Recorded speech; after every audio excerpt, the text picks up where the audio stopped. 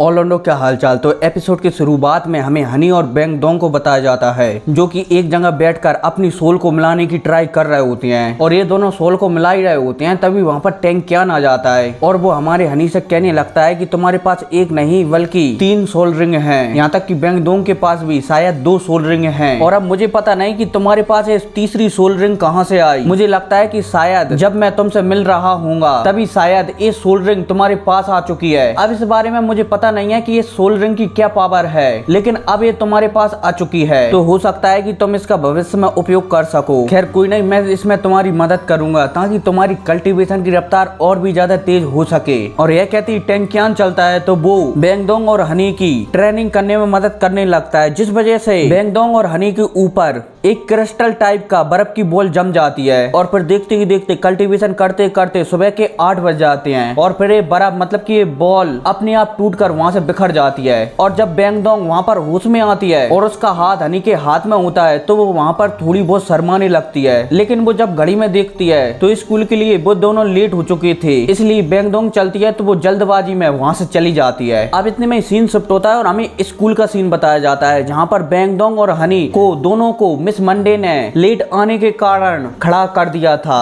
और भाई miss Monday कह रही होती है कि आपके असाइनमेंट का पहला राउंड खत्म हो चुका है, जिनमें से सभी के सभी स्टूडेंट पास हो चुके हैं और तो और 22 टीमों में से 11 टीम अगले राउंड के लिए क्वालिफाई भी कर चुकी हैं। वैसे तो मैंने यहाँ पर जीते हुए स्टूडेंटों को कुछ गिफ्ट देना चाहती थी, लेकिन अब ये दोनों यहाँ पर लेट आए हैं इसलिए इन्हें गिफ्ट नहीं बल्कि पनिशमेंट मिलेगी। और यह कहती मिस मंडे बैंग दोंग और हनी के पास आती हैं और उनसे कह देती हैं कि तुम्हें जब तक प्ले ग्राउंड में चक्कर लगाना है जब तक कि मेरी क्लास खत्म नहीं हो जाती। और वहाँ पर मिस मंडे की ऐसी बातें सुनकर बैंग दोंग और हनी वहाँ से चले जाती है और वहीं मिस मंडे अपनी क्लास को शुरू कर देती है और वहीं दूसरी साइड बैंग दोंग और हनी अपनी अपनी पनिशमेंट को पूरी करने में लग जाते हैं। अब यहाँ पर मिस मंडे का पीरियड गुजर जाता है और वहाँ से मतलब कि क्लास रूम से जुई जुई बाहर आती है और जब हनी जुई जुई को बाहर आते हुए देखता है तो हनी उससे पूछता है कि यार टीचर ने क्या पढ़ाया। तो वहीं जुई जुई भी कह देती है कि मुझे लगता है कि हमारा अगले राउंड में जीतना बहुत ही ज्यादा मुश्किल है, क्योंकि इस बार जो हमारे विपक्ष में स्टूडेंट होने वाले हैं उनके पास 3 सोल रिंग है। यहाँ तक कि इस बार मिस मंडे को भी हम पर विश्वास नहीं है कि हम जीत पाएंगे। मुझे लगता है कि हम इस बार 4th नंबर पर आ पाएंगे। और भाई जुई जुई की इस बात पर वहाँ पर हनी भी कह देता है कि नहीं, ऐसा नहीं हो सकता, क्योंकि सोल रिंग के आधार पर कोई भी जीत या हार नहीं सकता।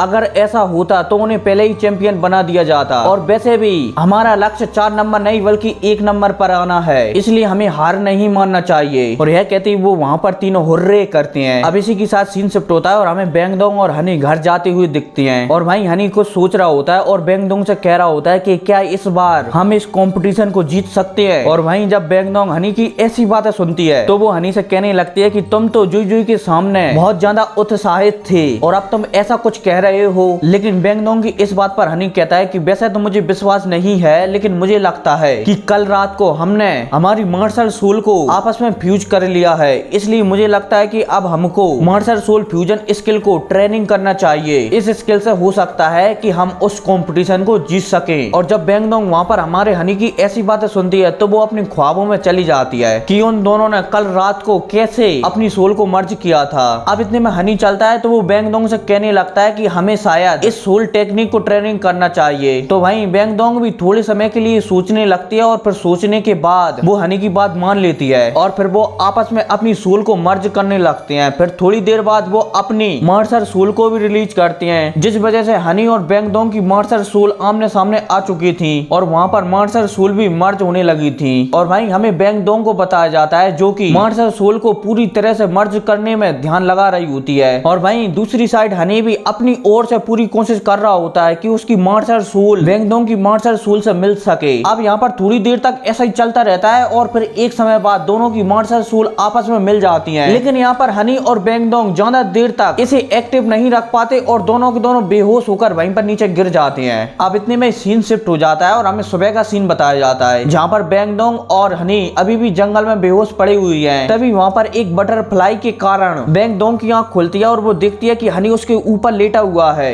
वो हनी को अपने ऊपर से हटाती है, मतलब कि उसे जगाती है और वहाँ पर हनी भी थोड़ी देर बाद जाग जाता है। लेकिन जागते ही हनी की नजर वहाँ पर एक चीज पर पड़ती है और वो बैंग दोंग से कहता है कि ये देखो ये क्या है। और वहीं जब बैंग दोंग भी उस चीज को देखती है तो वो वहाँ पर हनी से कहती है कि क्या हमने मार्शल सोल फ्यूजन टेक्निक को आपस में मिला लिया। और यहाँ पर ये दोनों बात कर ही रहे होते हैं, तभी वहाँ पर मिस मंडे आ जाती है और वो दोनों से कहती है तो तुम दोनों यहाँ पर छुपी हुई हो, तुम दोनों 2 दिन से क्लास में लेट हो रहे हो, इसलिए मुझे उम्मीद है कि तुम्हारे पास कोई अच्छा रीजन होगा कि तुम 2 दिन से क्लास में लेट क्यों हो रहे हो। और जब वहाँ पर हनी मिस मंडे की आवाज सुनता है तो वो थोड़ा बहुत डरने लगता है। इतने में हनी चलता है तो वो मिस मंडे को एक जगह बताते हुए कहता है कि हम 2 दिन से मार्शल सोल फ्यूजन स्किल को कल्टीवेट कर रहे थे। और जब वहाँ पर मिस मंडे उन दोनों की स्किल देखती हैं तो वो वहाँ पर शॉक्ड हो जाती हैं और वो वहाँ पर कहने लगती हैं क्या तुमने इसे एक ही बार में कल्टीवेट कर लिया। तो भाई हमारा हनी भी कह देता है कि हाँ, लेकिन तुमने इसका नाम क्या रखा है। तो वहाँ पर मिस मंडे की बात पर हनी कहता है कि अभी तक हमने इसका नाम नहीं रखा है, लेकिन हम इसका नाम, लेकिन इतने में वहाँ पर बैंगडोंग कह देती है कि इसका नाम शायद हमें गोल्डन रूड रखना चाहिए। अब इसी के साथ वहाँ से सीन शिफ्ट हो जाता है और हमें मैदान का सीन बताया जाता है जहाँ पर एग्जाम का सेकंड कंपटीशन शुरू हो गया था। और वहीं इस कंपटीशन में पहला मैच हमारे हनी और रिंग टियान के बीच में है। और वहीं इस मैच का पता तब इन सभी को चलता है, मतलब कि आस-पास के स्टूडेंटों को चलता है, तो वहाँ पर वो हक्का मचाने लगते हैं। और वहीं फिर मैदान में दोनों टीम आमने सामने आ जाती हैं। अब इसके बाद सीन शिफ्ट होता है और हमें मिस मंडे और रिंग टियान की टीचर एल्डिया को बताया जाता है और वो वहाँ पर आपस में बात कर रहे होते हैं। और वो वहाँ पर मिस एल्डिया मिस मंडे से कह रही होती है कि मैंने सुना है कि तुम्हारे स्टूडेंटों ने पहले राउंड के सभी मैच बहुत ही आसानी से जीत रहे थे, मतलब कि जीत लिए थे, लेकिन बड़े अफसोस की बात है कि इस बार उनका मैच मेरे बच्चों के साथ फंस गया। लेकिन इतने में मिस मंडे एल्डिया से कहती है कि तुम्हें लगता है कि तुम्हारे बच्चे मेरे बच्चों के साथ जीत पाएंगे। और भाई मिस मंडे की इस बात पर एल्डिया कहती है कि मुझे पता नहीं कि वो जीत पाएंगे या फिर नहीं, लेकिन मैंने सुना है कि तुम्हारे क्लासरूम में, मतलब कि तुम्हारे क्लास में एक भी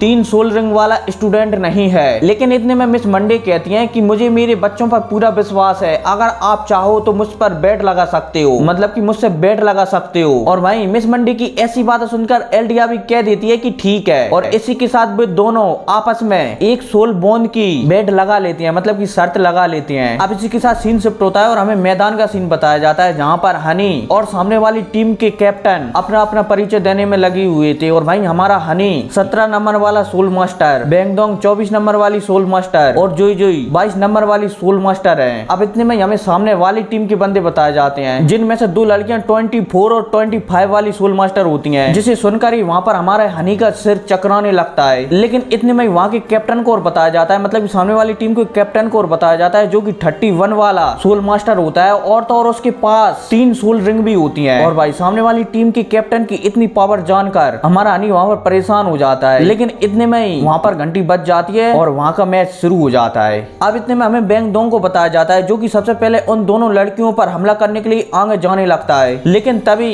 सामने वाली टीम का कैप्टन चलता है तो वो अपनी एक सोल रिंग को एक्टिव कर लेता है। और भाई उस सोल रिंग को देखते ही आस-पास के लोग उसे देखते ही रहते हैं। और भाई इस सोल रिंग के कारण उस सामने वाली टीम की दोनों लड़कियों की रफ्तार बहुत ही ज्यादा बढ़ जाती है, जिस वजह से वहां पर बैंगडोंग को और तो और उनमें से एक लड़की भी हमारे हनी के ऊपर भी अटैक करती है। और वहीं दूसरी लड़की चलती है तो वो अपनी एक सोल टेक्निक का उपयोग करती है और जुई जुई पर हमला कर देती है। और वहीं जब जुई जुई उस अटैक को अपनी ओर आते हुए देखती है तो वो अपने चिराग से उस अटैक को रोक लेती है। लेकिन टीम के कैप्टन की सोल रिंग की वजह से उन लड़कियों की पावर, मतलब कि उनकी स्पीड 40% बढ़ गई थी, जिस वजह से वहां पर बैंगडोंग, वाव और जुई जुई को काफी परेशानी आ रही थी। अब इतने में एक लड़की को बताया जाता है जिसने की पूरी ताकत से हमारे हनी की गर्दन पर वार किया था। और फिर क्या इसी बार के साथ ये एपिसोड खत्म हो जाता है। और हाँ, अगर आप बैटल थ्रू द हेवंस का नोबल एक्सप्लेनेशन सुनना चाहते हो तो मेरे सेकंड चैनल पर सुन सकते हो, उसकी लिंक डिस्क्रिप्शन में है। और हाँ, उस चैनल को सब्सक्राइब भी कर देना, ठीक है। तो मिलते हैं अगली वीडियो में, तब तक के लिए टेक केयर एंड